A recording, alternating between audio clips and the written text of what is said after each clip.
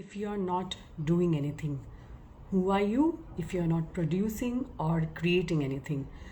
We have been led to believe that there is only way to be more productive, to be more focused and get better results, and that's the only way that we can succeed in life. And I'm here to tell you that it can come at a great cost, and that is this is not the only way, especially for women. My name is Anindita and I am a functional medicine certified health coach, and today I'm going to share with you 5 powerful reasons why self-care should be a part of your healing journey, of supporting your body's healing process, especially if you're already dealing with major illnesses like autoimmune conditions, like any other chronic illness. So I bought into this myth for many years. I too believe that I read a lot. I'm a voracious reader, and I've poured over many self-help books, planning, strategy books, productivity books, and these are mostly written by white men. And I also used to believe that this is the only way to be more successful, to achieve. And don't get me wrong, this is not really about a gender thing. It's not about men or women. It's about a more masculine approach, which may or may not be serving you. And it certainly did not serve me. It has its place, of course. It's all about balance. That is your yin and yang energy, the masculine and feminine energy. But in particular, the way we usually approach our life, our work, is a very masculine way, and there is a better way out there, especially for us women. There is a different way. It depends on how you're balancing both. It's not either or. And this is important because the masculine way helps us to move forward, helps us to take action, helps us to achieve results, so it helps in so many ways. But a lot of other times we need to balance it with a very different kind of approach, and I benefited a lot from these kind of books. And it certainly helped me in many different ways in my personal and professional life. But I realized the hard way that this is not the only way to live our lives, the only way to achieve success in our work, because it can lead to many imbalances, like it happened to me. So in the pandemic years, I had to take things a bit easy for both personal and practical reasons. I had to take a few steps back, and last year, this is in 2022, I decided that I had to catch up on lost time. So because of this, I pushed myself hard, and instead of giving myself grace for having survived those very hard and difficult and uncertain years, I kept pushing myself. I kept telling myself that I needed to achieve this, and this, because I had lost out on so much of time. I had lost out on so much of financial success. My peers had moved ahead. So for many different reasons, I was only focusing on what I had not achieved, what I lacked. A very, very scarcity mindset, the opposite of which, or what I teach in my coaching program. And while so a lot of pressure, basically, as you can make out. And while this may have been the right decision at some other point in my life, because sometimes you do need to push on, you do need to put your best foot forward, it was not the right time for me, and it was not what my body needed. And as I said, that I was also approaching it from a place of scarcity and from a place of lack. So I was only focused on on the fact that I lacked the money I wanted to make in my business. I lacked enough clients, I lacked enough resources, so as you can see, it comes from a place of lack, and I could only see what I didn't have. And when you approach life, when you approach your work from this kind of a place, it's not fun. And it certainly wasn't for me. It makes you more stressed, more overwhelmed, and actually it decreases your productivity, and your chance of success, just the opposite of what you want. And I had actually lost sight to some extent of what was important: my health, my family, to some extent. Of course, because I practice some amount of self-care, etc., every single day, I didn't swing the entire other way, but I did lose out on paying attention and the messages that my body was giving me. And I knew that this was not the way I wanted to live my life, but I honestly thought that there was no other way. Like, this was the only way to keep moving forward. And the same thing that I teach my clients in coaching, I had to learn the hard way, or relearn the hard way. And eventually I paid the price in terms of dealing with severe chronic pain for several months as a result of nerve compression, and I had to undergo about 6 weeks, 6 to 7 weeks of intense physiotherapy, intense rehab before I could actually get some relief. I'm still undergoing physiotherapy, but it's a lot better, and it's now more of a maintenance mode. And it took me that much of 32 sessions to actually be able to sleep, to be able to walk, sit, or stand without pain. So it was a very, very important and powerful lesson learned. So this is so one, and even when we know this, even when we know all of this, for women, one of the biggest challenges that I find, and I have faced this, of course, and I do face this, I find that most women face is a lack of time. And they believe that they need more time, and they believe that they are simply too busy and there are not enough hours in the day for self-care. In other words, self-care almost seems like an indulgence, something that you need to when you have the time, that's when you take out time for it. But that's very far removed from the reality. As a woman, you're a natural caregiver and a nurturer. So for so many of us, being loving and kind and taking care of our family comes from a place of deprivation. That means we are constantly depriving ourselves of what we need. So think about it. Do you say to yourself, I don't have the time to do what I want to do? I don't have any time left from taking care of my children and my family. So I have no time for myself. I can't take out time for my hobbies or have fun. And I end up doing everything myself. If you could relate to even one of these sentences, that means that there is some amount of deprivation. There is something that something that you feel that you are being deprived of, and lot of it is something that we do subconsciously, we don't realize, and we may end up feeling overwhelmed, resentful, and frustrated, right? And taking the time to acknowledge what you really feel is actually the first step. So this is really the first step for you. And if you're already dealing with some health challenges, this is a very important part of your healing process. So I call it the healing journey, and I use a very unique 3-pillar framework called Peaceful Mind, Healthy Body in my coaching program. And it has 3 pillars: connect, simplify, and sustain. And one of the key themes in this is self-care, right? And today I'm sharing with you 5 powerful reasons, as I mentioned, why having a self-care practice is key to healing your body, is the key to supporting your body's healing process. And I'm going to share that with you. But if you're dealing with any kind of health challenges, then self-care has to be a part of that process. Without that, it is really hard. And actually, I believe it's impossible to sustain long-term health. So even if you do get well, it's really hard to stay well. And that's something that I believe, that you have the power to heal yourself, and that you not only need to find ways to get well, but also to stay well. So the first reason that you need a self-care practice in your life is the reason that a little compassion goes a long way. So we could all be a bit kinder, a bit more forgiving towards ourselves when it comes to our own bodies, a bit more accepting. Yet we do just the opposite, right? We are criticizing ourselves, the way we treat ourselves when we make a mistake. So all these things we would not treat a friend that way, right? And this is again a core part of my curriculum inside my program.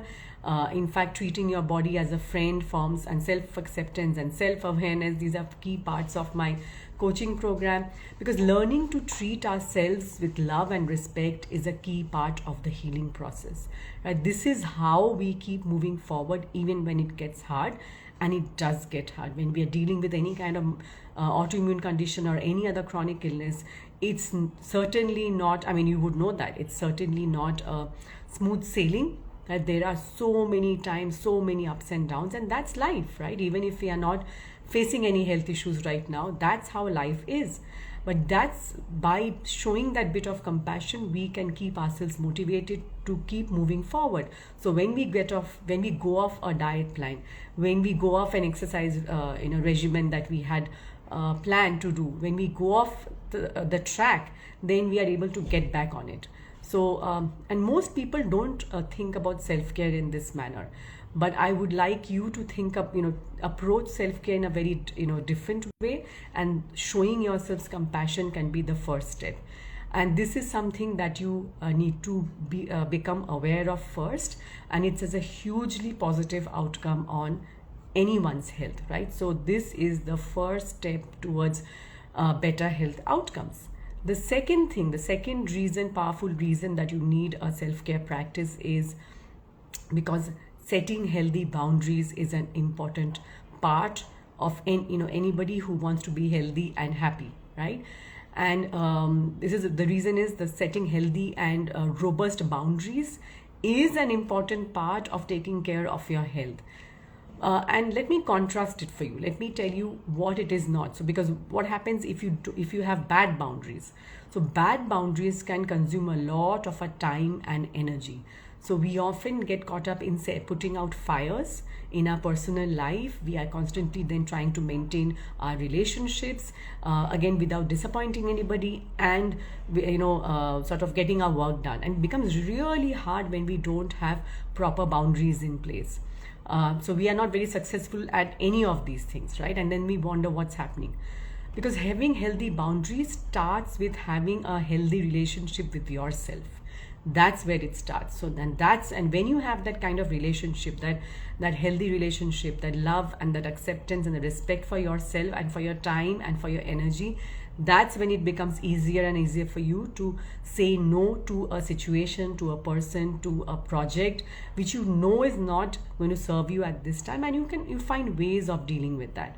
So you decline that party invitation because you're feeling tired and fatigued, and more than what the other person may think, that it's not going to serve you at all, and this is more important, and you need to go to bed, say maybe a couple of hours early that day.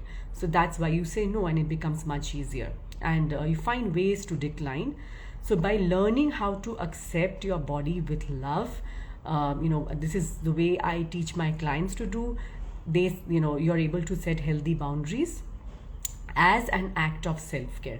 In fact, this is covered in the module Make Your Body Your Friend under the pillar Connect. As I mentioned, it's a 3-pillar framework. So this is all woven into my coaching program. Just sharing that with you so that you have an idea about how you can integrate it in your life, right? And in fact, stay till the end, because I have a self-care challenge that I'm starting on the 7th of February, and it's particularly for those with autoimmune conditions. So you will get to sign up for that. I'm going to the link is shared in the bio. So I'm going to share a bit more details in a bit. So number 3 is living a life without regrets or minimal regrets. So today I'm sharing with you 5 powerful reasons you need a self-care routine or a self-care practice. The first reason was a little compassion goes a long way. The second is setting healthy boundaries is necessary for better health outcomes. And the third is that if you want to live a life without regrets or minimal regrets, you need a self-care practice. The thing is, we believe we'll be happy when we achieve a certain amount of success, when we live up to the expectations of our family, of our parents, of our society, when we get ahead of others, or we somehow think that we have won in the comparison game. We believe that we will be happy when we reach certain goals, right? Yet, the top 5 regrets of people who are dying tell us just the opposite. In fact, if you haven't read this book, I highly recommend it. It's by a palliative nurse who works with dying, patients, terminally ill patients. And in her book, The Top 5 Regrets of the Dying, she shares the top 5 regrets, of course. And it just paints a completely different picture. When she basically had discussions with people who were at the end of their lives, this is what they had to share, the top 5 regrets. The number 1 regret was wishing they had the courage to live a life true to themselves. Number 2 was wishing they hadn't worked so hard. Number 3, wishing they had the courage to express their feelings. Number 4, wishing they had stayed in touch with their friends. Number 5, wishing they had let themselves be happier. So while in many ways this might be an eye opener to you, as it was for me when I first heard of these and when I first read the book, when you really think about it, these are the things that really matter, right? Being true to ourselves, living on our own terms, spending time with our loved ones, with our family, right? Staying in touch with our friends, having beautiful friendships. These are the things that matter to us, right? When you actually sort of dig deep down into what is important in your life. And a healthy self-care practice benefits a lot from this kind of approach, so that you're not deluding yourself about what it means to be truly happy, or the fact that you have to reach a certain destination in order to be happy. You have to wait a certain amount of time, right? You can be happy today with what you have, and live a life such that you don't regret any part of it, right? So a positive, and when you live life like this, with this kind of a positive and happy outlook, you get much better health outcomes, right? Your stress levels are lower, you're less overwhelmed, you're less frustrated, disappointed. So all of it becomes easier. And when you're dealing with any kind of health issues, any kind of diagnosis or disease diagnosis, having this kind of an outlook really helps, and it helps to live a life without any regrets. Number 4, you have more time than you think. I started this session with saying that most women think that they don't have the time, and I'm going to talk about this a little. This is one of my favorite topics to talk about, because I have faced this practical issue, so I feel a lot deeply about this topic. And a healthy self-care routine involves having the time to do things that nourish your mind, body, and soul. So contrary to what you may have read or heard about self-care practice being going to the spa or getting a massage or a pedicure, or so doing something like that, or going on a holiday or a beach vacation, that's all fine. I mean, you can do that too, but actually the reasons that I'm sharing with you, the approach that you need to take is very different from what you might have believed in so far. Self-care, having a healthy self-care practice means that you are taking out the time to recharge and rejuvenate on a regular basis. It might involve these activities or it may not, but it doesn't mean that you either have to be successful or productive or relaxed and happy, right? And it certainly has nothing to do with how busy you are. You can be both, and you need to balance both. In fact, one of the biggest time snatchers is the mistaken belief that our busyness is a matter of pride and honor. That's and in fact, there is this word called busyness. I mean, of course, it's not a real word, but I use it a lot because I think that we are carrying it around like this, something that we should be very proud of. And that's really sad, right? Because when you make, because that sort of makes you believe that time is your enemy. You're not never going to have enough of it. And I used to be in that kind of a place, and I keep going back into that place from time to time, as I was mentioning my story. But now I find that I'm more aware and I can pull myself out of it. Because when you make time your friend rather than your enemy, you find that you are the source of time, right? And how you choose to spend those 168 hours that you have in a week is what makes this possible. So basically, you are being intentional about where you choose to spend your time. And of course, we all slip up from time to time. That's not an issue. The problem is, because the thing is that if you're doing this constantly, that is an issue, right? So the problem is not that you don't have enough time, it's that most of us don't know how to spend it on things that matter to us or what we do best. So what happens is that we spend an insane amount of time surfing the web, scrolling through social media, binging on Netflix, so these kind of activities, and then we wonder where the time went. All of us have the same number of hours. It's just that some of us are choosing to spend it in a very refreshing and nourishing manner, and others are not. So you certainly have more time than you think. You have to just start tracking your time and becoming more aware of it. And the other thing is that we try and squeeze in all the things that we need to get done in the remaining amount of time. So not only are we wasting a lot of time in activities that don't really matter. The rest of the time, we are trying to squeeze in as many things. But what if you approach this very differently, right? And you approach time as a part of your self-care practice. So what if you viewed every minute that you spend on this planet as a choice that you have, right? So when you know that you have a choice, you can make better choices than by just living by default as to whatever fills up your time. And a lot of us end up doing this, and then we actually waste our lives on other people's agendas and other people's schedules. That's one of the saddest thing that can happen to any person.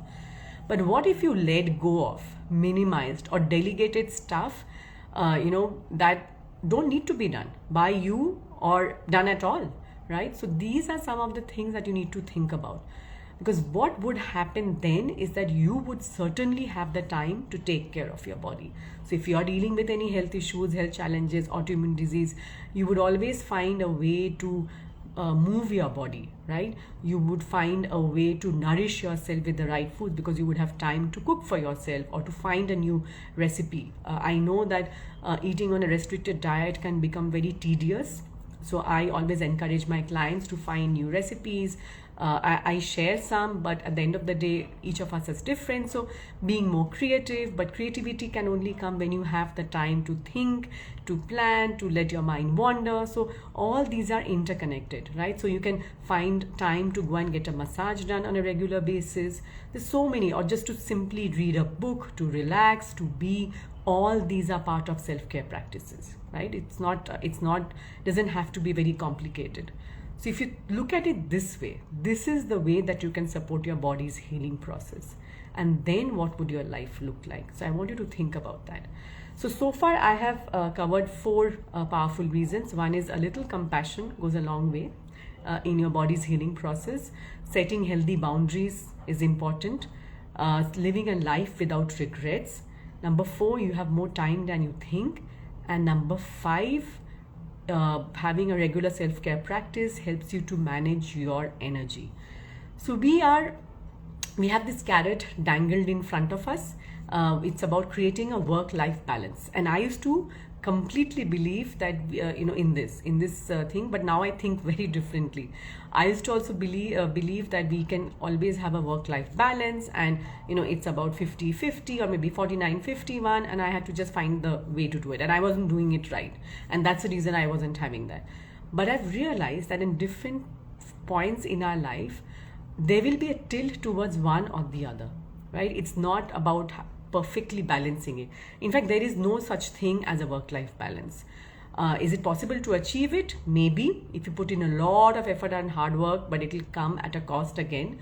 I would rather focus on getting the right things done and having enough energy to be present for things that truly matter to me, for people that matter to me, for doing things that I enjoy, right? So that's where I would actually now focus my time and my energy. And what happens is that with this kind of a focus, I know that I am much more aware when I get involved in certain projects or tasks, and then I know that if they can be done by someone else or eliminated altogether, I would rather do that, right? It's not that important for me. So once you uncover which areas of your life you might be leaking energy, then you can take the measures to plug them.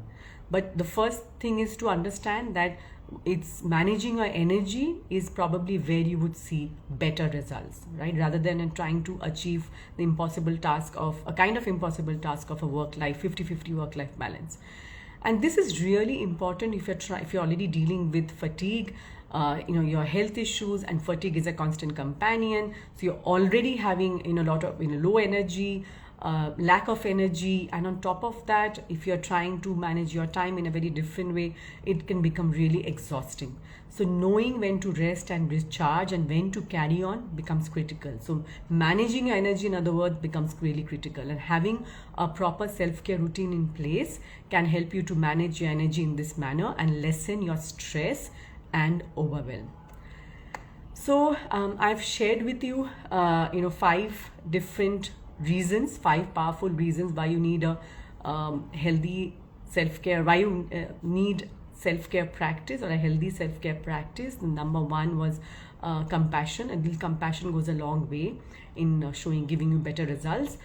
Setting healthy boundaries, living a life without regrets, and having more time than you think, and managing your energy, right? So there are some excellent books on the topic. I'll be sharing a couple of them with you below. But I also have a free 5-day challenge coming up soon. It's a free online challenge. I'll be doing live sessions every day on IG, on Instagram. The challenge is self-care for autoimmune flares. So which is starting on the 7th of February. So if you or someone you know is dealing with this illness and would like to take small actionable steps and cultivate awareness about your body and just get some ideas on how you can support it, this challenge is for you. And it's designed to help you to slow down and start listening to your body so that you can take the time to rest and recharge. Okay, so I'm going to make it really simple, easy for you to follow. And there will be a workbook which will accompany this challenge. The link is in the bio. I'll be also sharing the link below. So just make sure that you sign up today. I'll see you soon.